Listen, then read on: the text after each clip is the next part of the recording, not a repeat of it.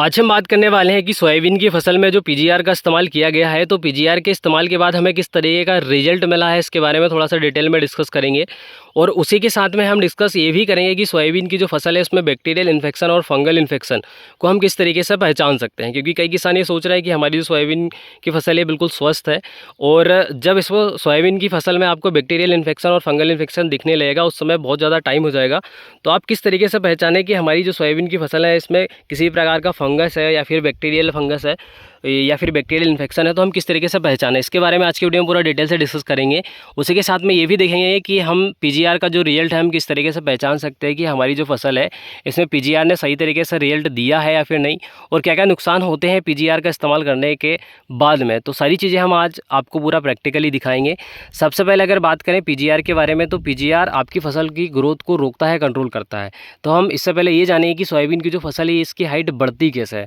Special रूप से अगर देखें तो किसी भी पौधे में अगर हाइट बढ़ाना हो तो उसको जिब्रेलिक एसिड या फिर जिब्रेलिन, जिसको कि हम GA या फिर GA3 मानते हैं, ये जो हार्मोन्स रहते हैं ये पौधे में प्राकृतिक रूप से पहले से ही मौजूद रहते हैं। तो अगर पौधे की हाइट बढ़ाना रहता है तो पौधे की हाइट के लिए आप जिब्रेलिक एसिड 0.3 या फिर 0.5 को इस्तेमाल करते हैं, जिससे कि आपकी जो सोयाबीन की फसल रहती है या फिर किसी भी पौधे की हाइट बढ़ाना रहता है तो जिब्रेलिक एसिड का इस्तेमाल होता है। तो उसकी जो हाइट है बहुत ज़्यादा स्पीड से बढ़ती है। अब क्या होता है कि सोयाबीन की फसल में जब फ्लावरिंग स्टेज पर आपकी फसल आती है उस समय इसकी हाइट बहुत ज़्यादा बढ़ती है। अब अगर हम पीजीआर का इस्तेमाल करते हैं तो पीजीआर का जो इस्तेमाल होता है उस समय क्या होता है कि आपकी जो फसल है उसमें जिब्रेलिक एसिड या फिर GA3 को जो पीजीआर रहता है ये 100% तक ब्लॉक कर देता है, जिससे आपकी जो फसल है उसकी जो हाइट है बढ़ना रुक जाती है और आपकी जो सोयाबीन की हाइट है ये रुक जाती है। अब हम बात करते हैं कि सोयाबीन की फसल में हम कैसे पहचान सकते हैं कि हमारी जो सोयाबीन की फसल में हमने पीजीआर का इस्तेमाल किया है तो इसका हमें 100% तक रिजल्ट मिला है। अब ये जो चीज़ें हम ऑब्जर्व करके देख सकते हैं कि सोयाबीन की दो इंटरनोड हैं, इसके बीच की दूरी कितनी है।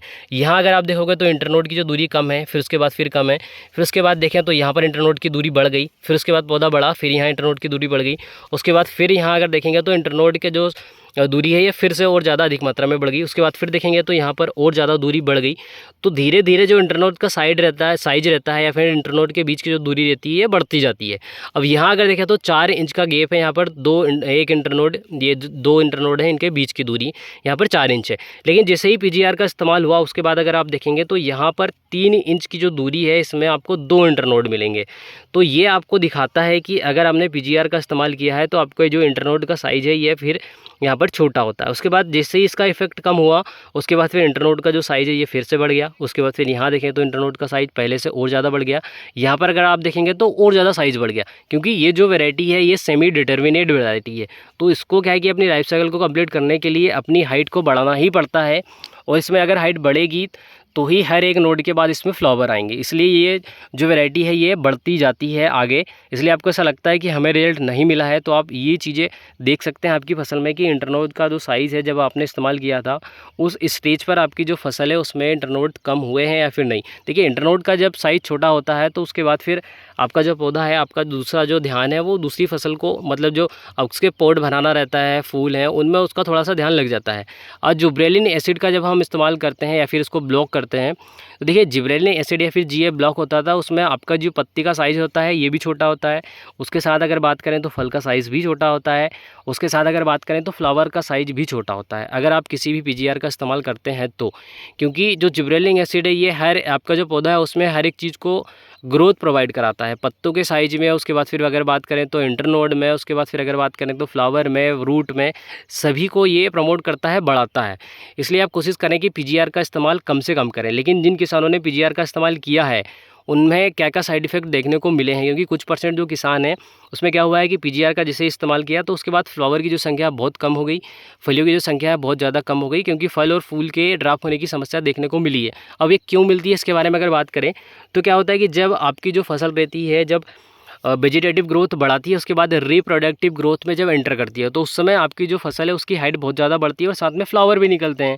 अब अगर आपकी जो फसल है इसमें किसी भी प्रकार का एबायोटिक स्ट्रेस पहले से ही है और आपने उसमें पीजीआर का इस्तेमाल कर दिया या फिर बहुत ज़्यादा केमिकल मिक्स करके फिर आप इस्तेमाल कर रहे हैं, या फिर अगर बात करें तो आपने थोड़ी सी ओवरडोसिंग कर दी, तो ऐसे में क्या होता है कि पौधा थोड़ा सा स्ट्रेस में जाता है। और अगर फ्लावरिंग स्टेज पर अगर पौधा आपका स्ट्रेस में है किसी भी प्रकार से, केमिकल स्ट्रेस भी नहीं होना चाहिए, उसके बाद अगर बात करें तो एनवायरनमेंट स्ट्रेस भी नहीं होना होना चाहिए। उसके बाद अगर बात करें तो वाटर स्ट्रेस भी नहीं होना चाहिए।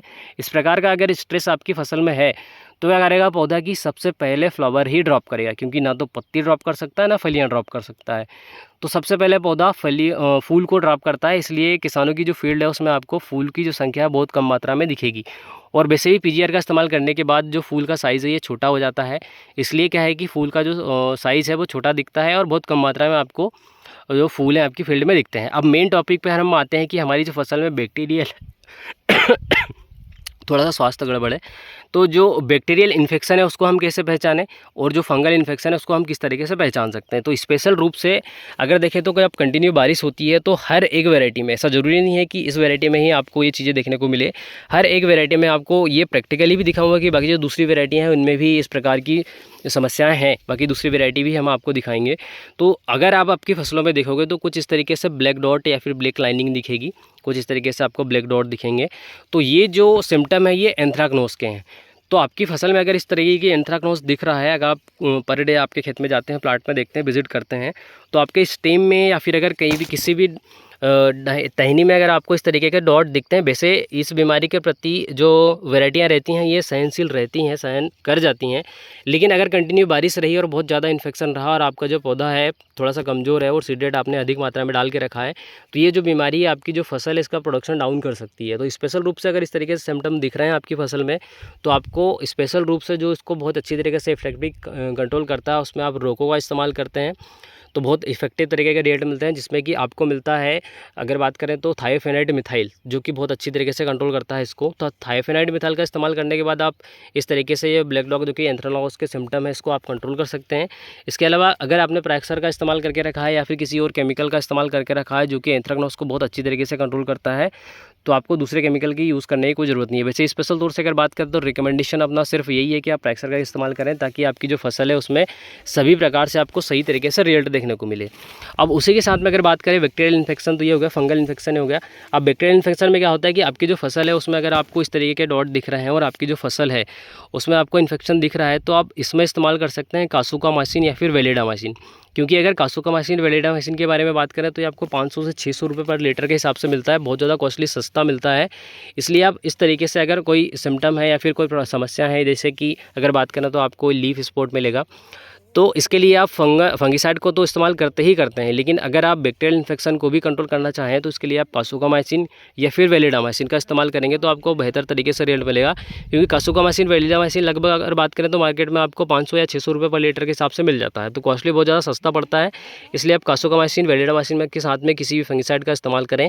आपने लास्ट टाइम कौन से फंगिसाइड और अगर बात करें तो बैक्टीरिया को कंट्रोल करने के लिए बैक्टीरिया नाशक का इस्तेमाल किया है, उसके बारे में कमेंट बॉक्स में कमेंट जरूर करें।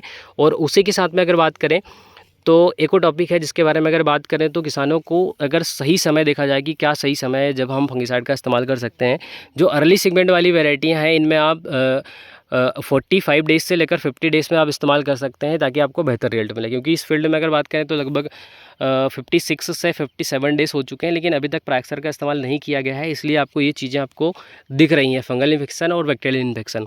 अब मैं आपको ये बताता हूँ कि दूसरी जो वैरायटियाँ रहती हैं उनमें भी इस प्रकार की समस्याएँ हो जाती है, दिखती है।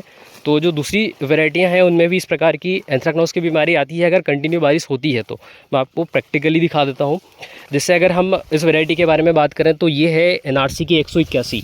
तो एनआरसी की जो 181 है इसमें जो कंटिन्यू बारिश अभी चली थी उसमें अगर आप देखोगे तो कुछ इस तरीके से आपको स्टेम में ब्लैक डॉट दिखेंगे। तो ये जो ब्लैक डॉट हैं इसमें एंथ्राक्नोज की बीमारी धीरे धीरे बढ़ती है, लेकिन ये जो वैरायटी है ये भी हाईली रेजिस्टेंस डेवलप है इसके अंदर भी। तो अगर आप किसी भी फंगिसाइड का इस्तेमाल नहीं करेंगे तो भी ये सहन कर जाएगी, लेकिन किसानों को इस्तेमाल करना चाहिए। उसके साथ अगर इस वैरायटी में देखें तो इसमें भी आपको कुछ इस तरीके से ब्लैक डॉट मिलेंगे, कुछ इस तरीके से। तो अगर कंटिन्यू बारिश चली तो इसकी जो मात्रा है ये बढ़ जाती है और धीरे धीरे आपका जो पौधा है ये समय से पहले इसकी लाइफ साइकिल कंप्लीट कर लेता है। जैसे कि ये 95 डेज़ की वैरायटी है तो ये 90 डेज़ में कंप्लीट हो जाएगी।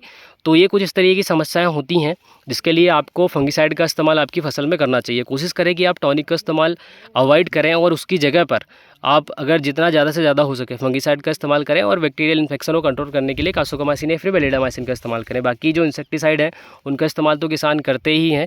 बाकी आज के वीडियो में इतना ही। और जो हमारा नेक्स्ट टॉपिक रहेगा इसमें हम ये देखेंगे कि इस वर्ष जो है सोयाबीन की हाइट इतनी ज़्यादा अधिक मात्रा में क्यों हुई है। इस टॉपिक पर हम अगले नेक्स्ट वीडियो में चर्चा करेंगे।